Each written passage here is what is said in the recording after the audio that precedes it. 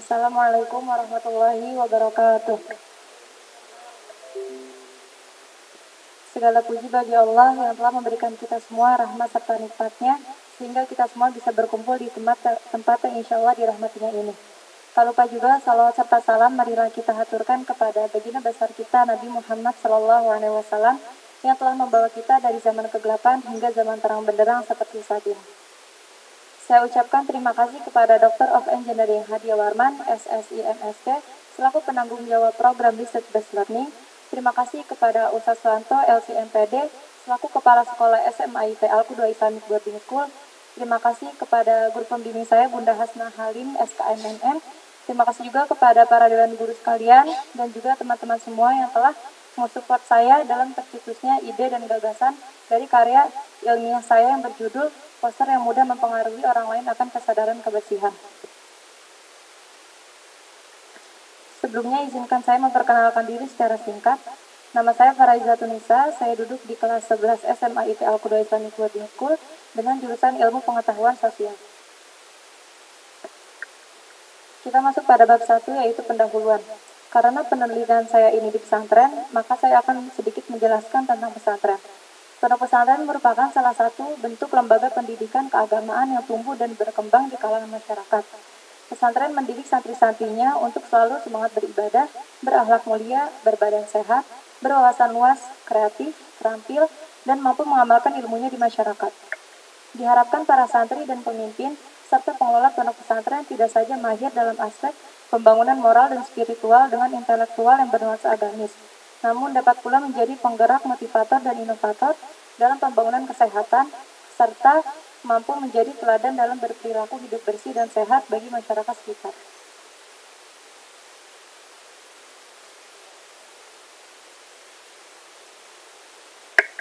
Sebagaimana dilansir dari rumahlia.com, ciri-ciri lingkungan yang sehat dan bersih yaitu memiliki aroma yang segar, tidak berdebu, bisa menjadi tempat kumpul yang seru, dan jauh dari hewan penyengat, dan memiliki saluran pembuangan yang lancar dan baik. Ini merupakan latar belakang saya memilih tema ini, yang dimana pada gambar 1 dan 2 ini masih belum bisa memenuhi kriteria lingkungan sehat dan bersih. Yang kedua yaitu untuk mencegah terjadinya lingkungan kotor, dan yang terakhir karena kurangnya informasi tertulis seperti poster. Poster merupakan media publikasi yang berisi gambar dan tulisan ataupun kombinasi dari keduanya yang bertujuan untuk memberikan informasi kepada halayak banyak. Sebagaimana dikutip dari hadis Nabi Shallallahu Alaihi Wasallam yang artinya dari Rasulullah Shallallahu Alaihi Wasallam bersabda, sesungguhnya Allah Subhanahu Wa Taala itu suci yang menyukai hal-hal yang suci. Allah Maha Bersih yang menyukai kebersihan. Allah Maha Mulia yang menyukai kemuliaan. Dia Maha Indah yang menyukai keindahan. Karena itu bersihkanlah tempat-tempatmu. Hadis riwayat Tirmizi.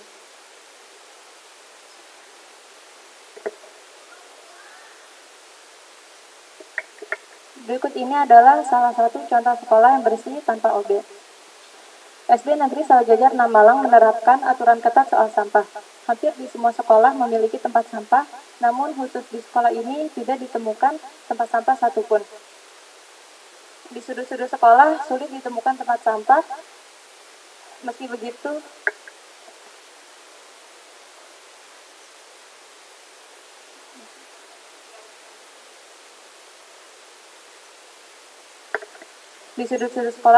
sulit ditemukan tempat sampah. Meski begitu, tidak ada sampah yang berserakan. Namun sebaliknya, sekolah justru terlihat indah dan bersih. Memang apa yang dilakukan para siswanya? Supriyadi selaku kepala sekolah SD Negeri 6 Malang ini menerapkan agar setiap siswanya diharuskan menyimpan sampah mereka ke dalam tas pinggang.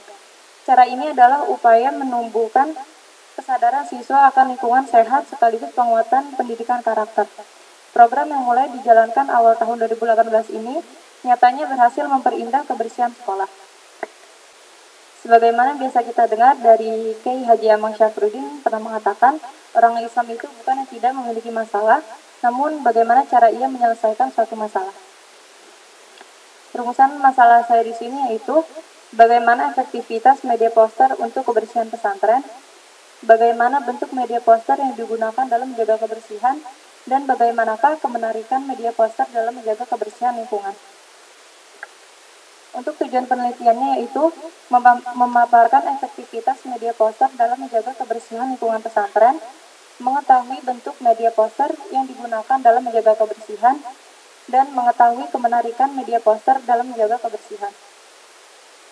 Untuk manfaat penelitiannya yaitu menginspirasi dan merubah perilaku para santri, menambah wawasan tentang poster edukasi, dan menarik minat para santri terhadap pesan-pesan poster. Untuk metode penelitian saya di sini menggunakan dua, yaitu teknik pengamatan langsung dan teknik pengumpulan data. Teknik pengamatan langsung yaitu penulis terjun langsung ke lapangan dan untuk mengetahui bagaimana peranan santri terhadap suatu masalah kebersihan lingkungan. Sedangkan untuk teknik pengumpulan data yaitu pengambilan sampel dari populasi yang dilakukan secara acak dan memberikan beberapa angket kepada narasumber untuk diisi sesuai jawaban dari pikiran masing-masing narasumber. Kita masuk pada bab 2. Ini merupakan salah satu poster yang saya buat dan yang akan saya bahas lebih dalam pada presentasi kali ini. Jenis poster yang saya gunakan yaitu poster penerangan yang bertujuan untuk mempengaruhi pembaca agar melakukan hal yang dihimbau atau untuk tidak melakukan perbuatan tertentu. Tata letak yang saya gunakan yaitu tata letak Rabus layout, yaitu gambar dan tulisan saling menjalin di dalam desain, menggunakan gambar sebagai pengganti tulisan.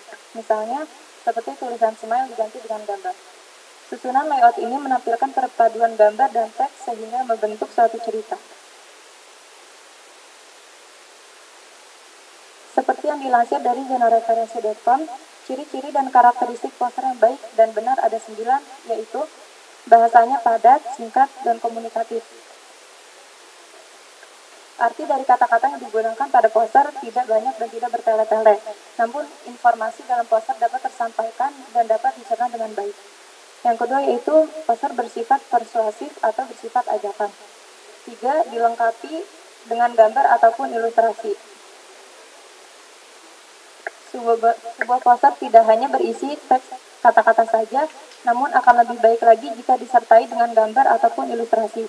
Adanya gambar itu membuat poster jadi lebih menarik dan tidak membosankan. Tujuan diberinya gambar juga agar pesan pada poster dapat tersampaikan lebih mudah. Yang keempat yaitu ditempel di tempat-tempat umum.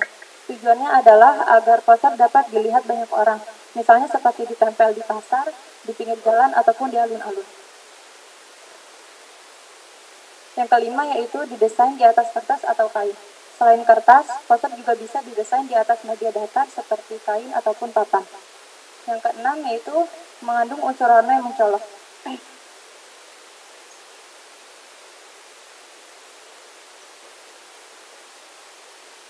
Poster dibuat dengan menggunakan teknik pewarnaan yang kontras dan pemilihan warna yang berani, sehingga bisa lebih menarik perhatian orang yang lewat agar membaca isi poster. Yang ketujuh yaitu harus dapat dibaca sambil berlalu dan meninggalkan kesan. Artinya orang-orang yang membaca isi poster meskipun sambil berjalan, namun bisa membacanya tanpa harus berhenti. Untuk itu isi teks dalam poster ini harus jelas dan mudah dibaca. Yang kedelapan yaitu memiliki ukuran yang relatif besar. Poster tidak boleh berukuran kecil karena membuat orang tidak bisa membacanya. Juga tidak boleh berukuran besar. Poster harus dibuat dengan ukuran yang pas dan relatif besar agar tetap bisa dibaca dengan mudah. Yang terakhir yaitu menarik perhatian orang.